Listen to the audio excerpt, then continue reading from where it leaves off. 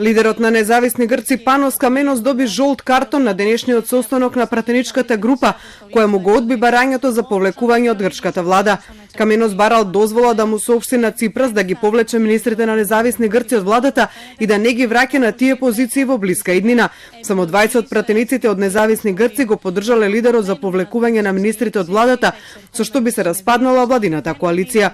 Состанокот на партијата поминал во тензична атмосфера со оглед дека мнозинството било против условите кои ги поставил Каменос.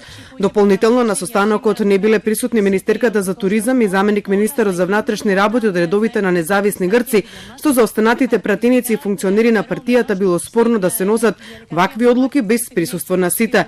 Дека ситуацијата на состанокот била драматична, информацијата која пренесоа грчките медиуми, дека Каменос неколку пати се обидел телефонски да ја добие министерката за туризам, но таа не му одговарала на повиците. Каменос, кој не сакаше да даде изјава по состанокот, кој беше принуден да го прекине, на Твитер напиша дека единствена разлика во функционирањето на владата било името на Македонија. Единствената наша разлика во коалицијската влада е името на Македонија. Останатите работи се решаваат парламентарно.